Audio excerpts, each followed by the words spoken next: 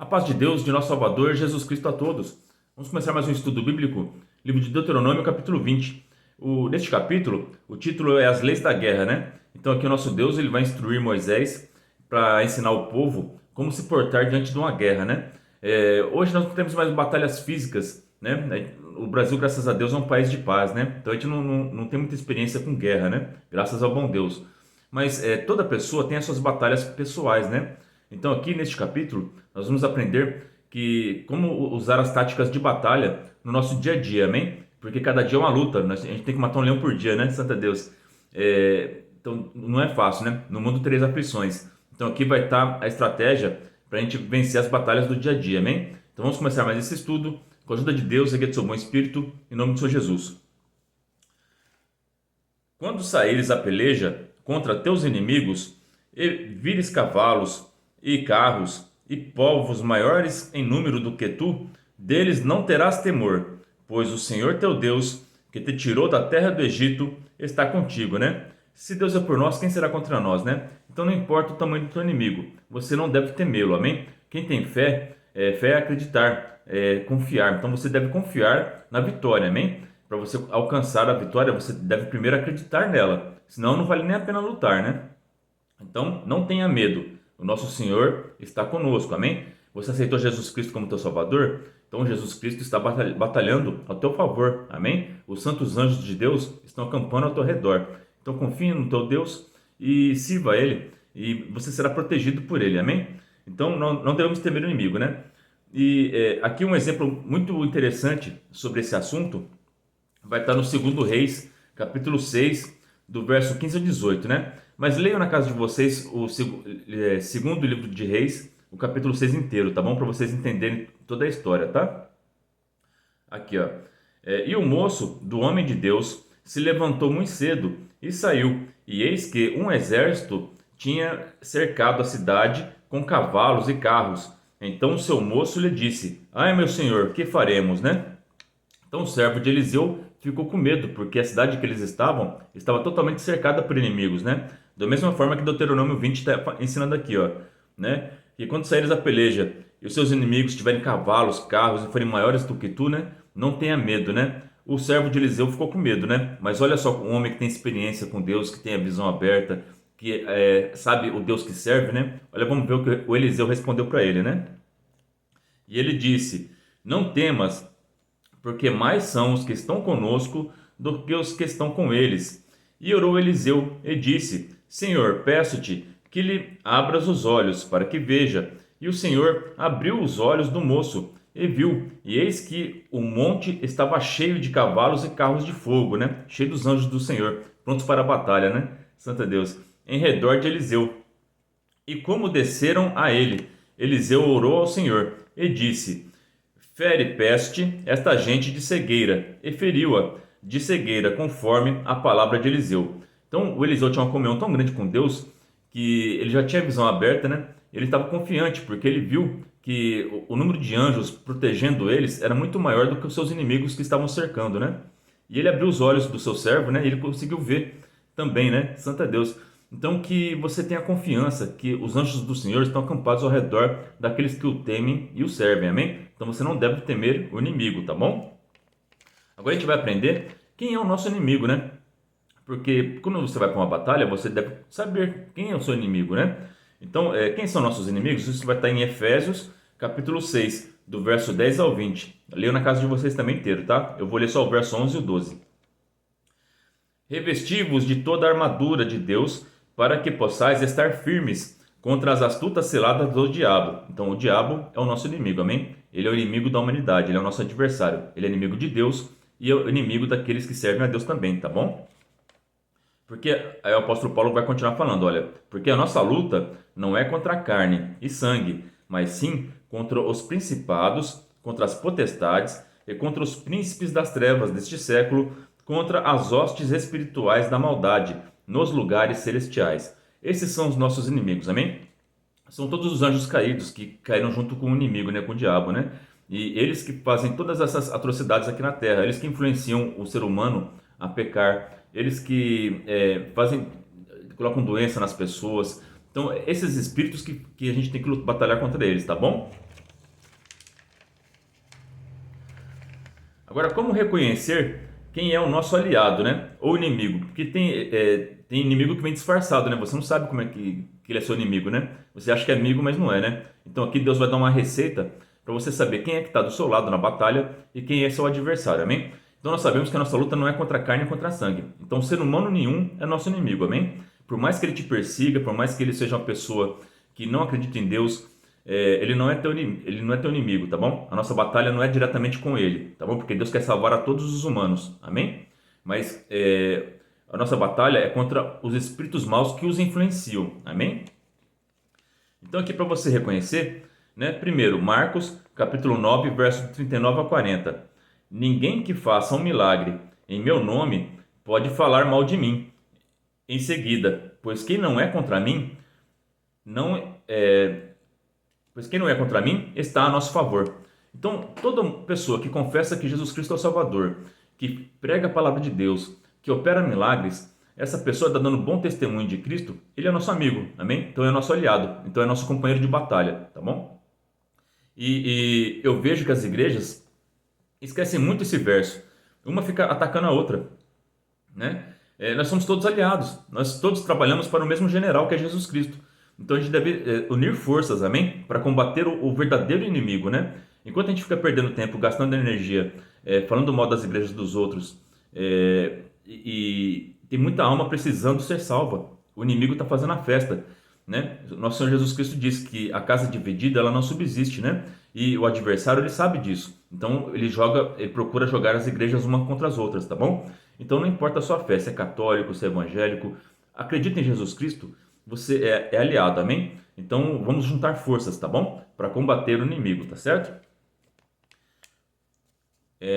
Em João capítulo 8, verso 42, disse-lhes, pois Jesus, se Deus fosse o vosso Pai, certamente me amareis, pois que eu saí e vim de Deus, não vim de mim mesmo, mas ele me enviou. Então aqui Jesus Cristo também está falando que o aliado são todos aqueles que ouvem a palavra de Deus, ouvem a palavra que Jesus Cristo ensina e o amam e o obedecem, né? Então se você vê que uma pessoa fala de Jesus Cristo e faz o que ele ensinou, essa pessoa é nosso aliado, amém?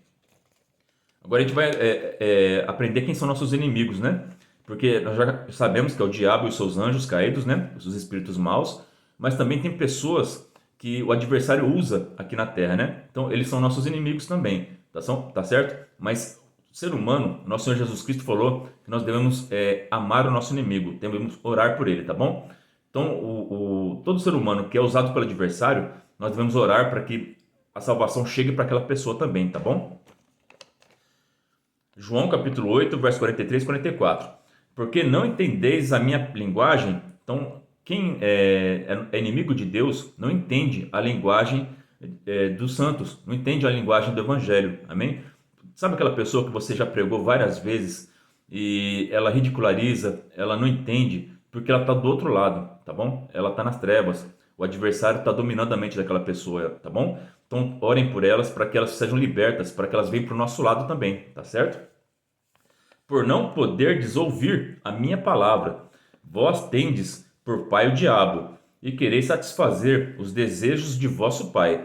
Ele foi homicida desde o princípio, e não se firmou na verdade, porque não há verdade nele. Quando ele profere mentira, fala do que lhe é próprio, porque é mentiroso e pai da mentira. Então, todo aquele que é mentiroso, todo aquele que é assassino, que mata, todo aquele que faz impiedade aqui na terra, ele serve ao diabo, né? Ele está do outro lado da batalha, né? Ele é nosso inimigo também, tá? Mas a nossa batalha espiritual, qual que é a nossa arma, né? Contra o diabo e os seus anjos, a nossa arma principal é a autoridade que Jesus Cristo deixou do seu nome, né? Então, se você tiver uma vida de santidade, tiver em oração e jejum, você pode usar o nome de Jesus Cristo com autoridade para expulsar esses maus demônios, esses maus espíritos, né? Então, essa é a maior arma do crente, tá bom? É o nome de Jesus Cristo, é a autoridade que ele nos deu, é a espada da palavra, santo é Deus. Então, nós devemos usar a palavra de Deus para expulsar esses maus espíritos e trazer essas pessoas que foram libertas para o time do bem, para o time de nosso Senhor Jesus Cristo. Amém? Em Mateus capítulo 12, verso 30 está escrito: quem não é comigo é contra mim, e quem comigo não ajunta, espalha. Se é uma pessoa que não está trazendo almas para Jesus Cristo, mas está fazendo o contrário, ela está falando que a Bíblia não é verdade, ela está falando que tá incentivando as pessoas a acreditarem, ou deixar de acreditar em Deus, ou acreditar nos maus espíritos, essa pessoa é inimiga de Deus e é nosso inimigo também, tá? Então nós devemos combater. Como que a gente combate? Com o evangelho, com a verdade. Como combate a mentira? Com a verdade. Amém? Como combate as trevas? Com a luz. Então sejam luz, tá bom? Sejam soldados de Cristo. Tenham a luz de Cristo dentro de vocês. Sejam luz do mundo e sal da terra. E vamos vencer essa batalha, porque ela já está decretada a vitória para o lado do nosso Senhor, porque o Senhor dos Exércitos nunca perdeu nenhuma batalha, santo é Deus. E é esse Senhor que nós servimos, amém? Agora vamos continuar o Deuteronômio, né? Verso 2. Será que quando vos achegardes à peleja, o sacerdote se adiantará e falará ao povo? Então é muito importante o sacerdote, que é o ministério, que são os líderes espirituais, né? Eles estarem sempre à frente do povo, né? Para orientar o povo, tá certo? Então estejam sempre atentos ao seu ministério, à sua liderança, tá certo? Porque é muito importante, porque eles já têm experiência, eles estudam há mais tempo, ou já viveram mais tempo servindo ao Senhor. Então, escuta quem é mais antigo na fé, ou se a pessoa é nova, mas já fez várias missões, escuta o que ele tem a te dizer, tá bom? Porque o ministério ele vai te orientar até você chegar no alvo, que é a salvação, né? Até vencer a batalha, tá certo? Erdilha, ouve, ó Israel, hoje vos achegais à peleja contra os vossos inimigos, que senão amoleça o vosso coração, não temais, nem tremais, nem vos aterrorizeis diante deles. Pois o Senhor vosso Deus é o que vai convosco, a peleja, contra os vossos inimigos, para salvar-nos, né? Então, a obrigação do sacerdote, do ministério, é encorajar as ovelhas, é deixá-las confiantes no seu pastor, que é Jesus Cristo, tá bom? Na igreja não pode ter medo, tá bom? A igreja tem que ter confiança e esperança, amém? Verso 5. Então os oficiais falarão ao povo dizendo: qual é o homem que edificou casa nova e ainda não consagrou? Vá e torne-se a sua casa, para que porventura não morra na peleja e algum outro a consagre, né? Então aqui Deus está ensinando que a gente deve usufruir das bênçãos que Deus nos deu, tá bom? Porque a gente não sabe o dia de amanhã. Hoje está tudo bem, mas amanhã pode vir uma batalha. E se Deus te recolher amanhã, você deixou por exemplo, aqui uma casa, né?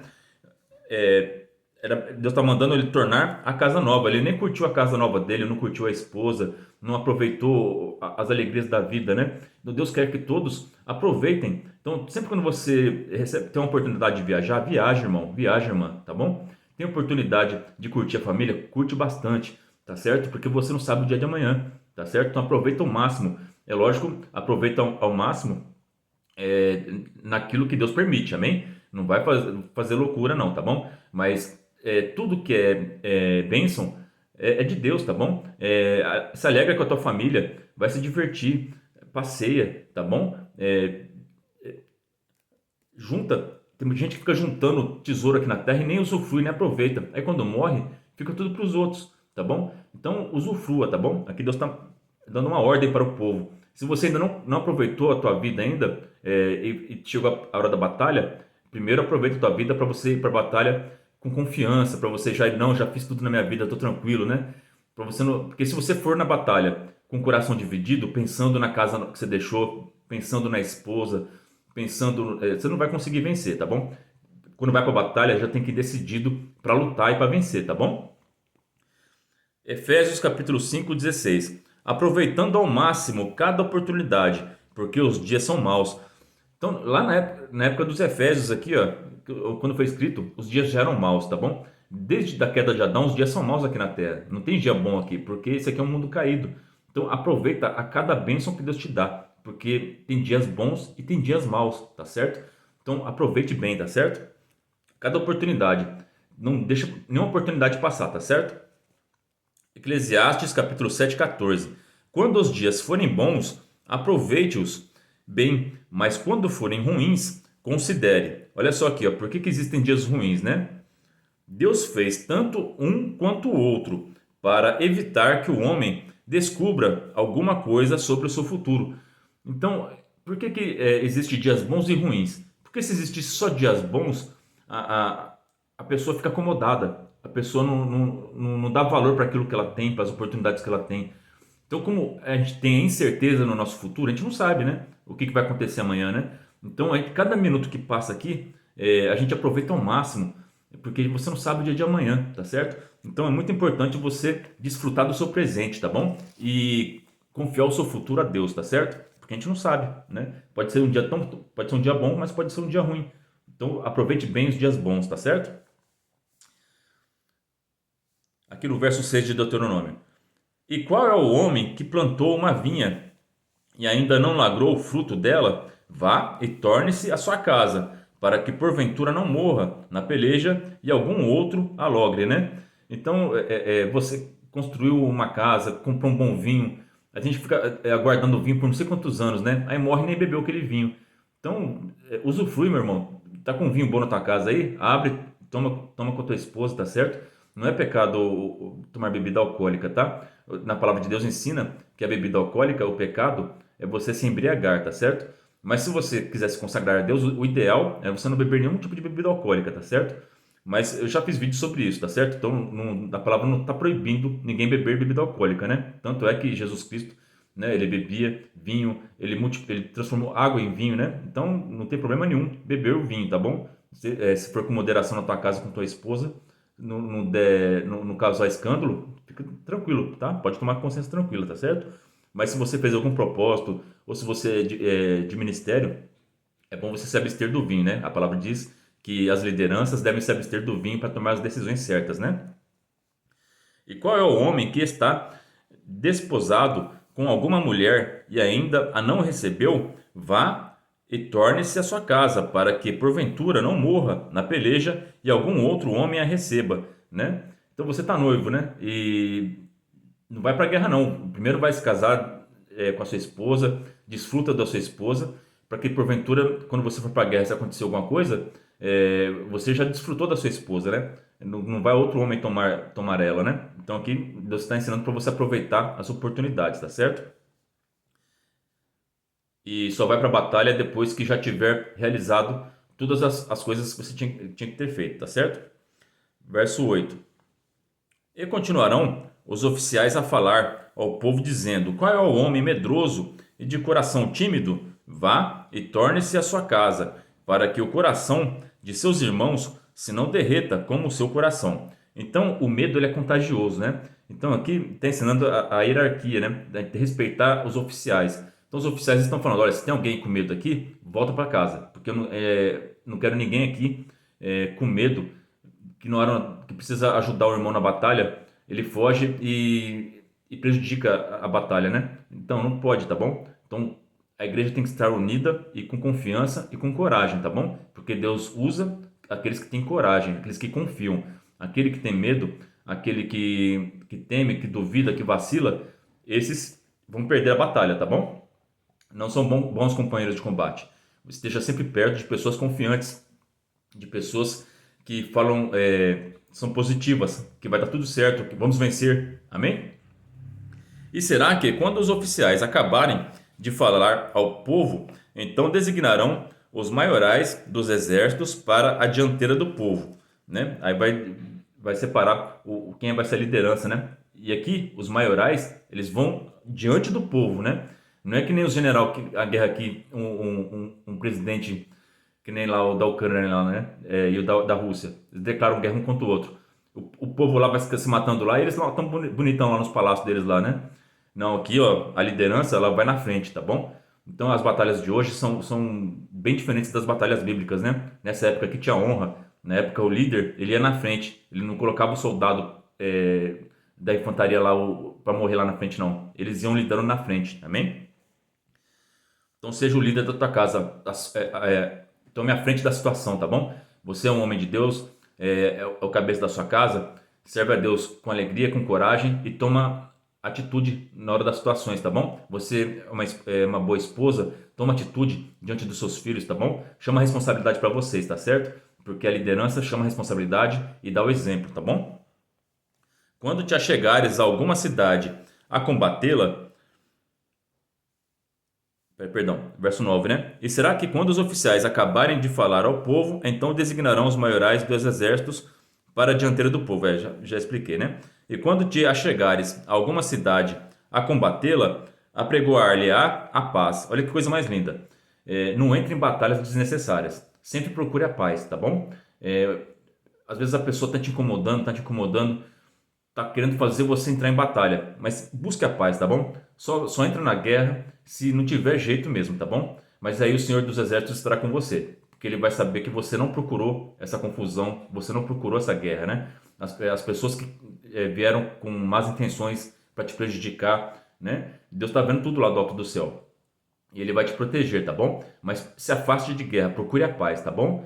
Só entra na batalha quando for inevitável, tá bom? E será que te responder em paz e te abrir todo o povo que se achar nela, te será tributário e te servirá. Então aqui quando o povo de Israel fazia a proposta de paz e o povo aceitava, né? Aquele povo que aceitou a paz, ele ficava debaixo da autoridade de Israel, né? Eles tinham que pagar impostos ao povo de Israel, né? Era a condição, olha, a gente não vai destruir vocês, não vai prejudicar vocês, mas vocês vão ter que pagar o imposto pra gente, tá bom? Então era assim que funcionava, tá certo? Porém, se ele não fizer paz contigo, mas antes de fizer guerra, então se atirarás, né? Então, se eles não aceitassem o tratado de paz, não aceitassem servir, né, a Israel, pagando impostos, né, e tendo respeito por eles e obediência à nação de Israel como maiorais, aí entrava em batalha. Aí ele era para a cidade ser sitiada, né? Da mesma forma, Deus quer paz com a gente, né? Ele faz a proposta de paz para nós. Ele anuncia o evangelho. Olha, se vocês aceitarem o meu filho Jesus, vocês serão salvos. A única condição é vocês ter fé nele e obedecer a minha palavra, né? Então, aceita a paz, né? Mas tem pessoas que insistem em guerrear contra Deus, né? E nunca vão vencer, né? Aí Deus vai sitiar eles, vai cercar eles de tudo que é lado, até eles se renderem, né? E se não aceitarem Jesus, vão ser condenados, tá bom? Aqui a gente vai ver que após a cidade ser sitiada, eles destruíram a cidade, né? Então vamos tomar cuidado, tá bom? E o Senhor teu Deus a dará na tua mão, e todo varão que houver nela, passarás ao fio da espada.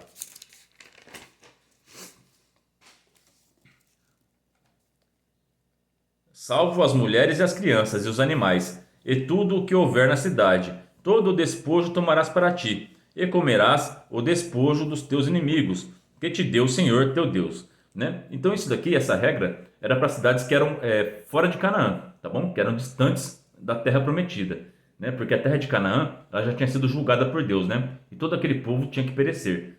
Tá certo? Porque já expliquei em outros vídeos, houve uma corrupção genética ali, né? Não eram totalmente humanos, eram néfilins, né? Ali tinham gigantes. Vocês lembram que tinha muitos gigantes na história da Bíblia nessa época. Então Deus estava fazendo uma limpeza ali, tanto na parte cultural, porque a religião que eles estavam seguindo dos anjos caídos ali era terrível, né? Eles faziam atrocidades lá com as crianças, coisas horríveis eles faziam lá, né? Então eles foram julgados pelas práticas religiosas pagãs e também pela corrupção genética, né? Porque tinham linhagem de gigantes, de filhos de anjos caídos junto com eles lá, né? Então Deus estava fazendo um limpa lá, por isso que ele mandava matar mulheres e crianças lá. Mas as cidades que eram fora de Canaã, Deus pediu para poupar as mulheres e as crianças, tá bom? Porque lá não teve essa corrupção genética, tá bom? Assim farás a todas as cidades que estiverem muito longe de ti, que não forem das cidades destas nações, né? Agora aqui é o que é para fazer com as cidades de Canaã, que foram julgadas por Deus, né? Porém, das cidades dessas nações que o Senhor teu Deus te dá em herança, nenhuma coisa que tem fôlego deixarás com vida. Antes destruí-las totalmente. Os heteus, aos amorreus, aos cananeus, aos ferezeus, aos aveus, aos jebuseus, como te ordenou o Senhor teu Deus. Então todos esses povos aqui era para exterminar completamente, tá? Porque houve uma corrupção genética, tá? Então Deus estava fazendo um limpo aqui, tá certo? Para que vos não ensinem a fazer conforme todas as suas abominações que fizeram a seus deuses, e pequeis contra o Senhor vosso Deus. Quando sitiares uma cidade por muitos dias, pelejando contra ela para a tomar, não destruirás o seu arvoredo, metendo nele machado, porque dele comerás, pelo que o não cortarás, pois o arvoredo do campo é o mantimento do homem, para que sirva de tranqueira diante de ti. Mas as árvores que souberes que não são árvores de comer, destruí-las-ás e cortá-las-ás. E contra a cidade que guerrear contra ti, edificarás baluartes até que esta seja derribada. Então, quando eles sitiavam uma cidade, né, as árvores frutíferas que davam mantimento para o povo de Israel não eram para ser cortadas, né, mas as outras podiam ser cortadas para fazer fogueira, para fazer armas, baluartes, para derrotar aquela cidade inimiga, né? Então, essa é a palavra para nós hoje. Toda árvore que dá bom fruto, ela não é cortada, tá bom? Jesus Cristo ensinou isso, né? Como que a gente identifica uma pessoa que é aliada de Deus, né? Pelos seus frutos. Como a gente sabe se a pessoa é boa ou má? Pelos seus frutos. Se a árvore dá bom fruto, ela é boa para você e não deve ser cortada. Santo é Jesus Cristo. Então, dê bons frutos, escute a palavra de Deus, dê bons frutos, porque se você não produz bons frutos, vai ser que nem aquela figueira que Jesus Cristo secou. Amém? Então, ela será lançada no fogo. Então vamos tomar cuidado, tá bom? Essa é a palavra de Deus para nós hoje. Que vocês sejam vitoriosos nas batalhas e usem a espada da palavra e vocês serão mais que vencedores em Cristo Jesus. Deus seja sempre hoje eternamente louvado em nome de Jesus Cristo. Amém.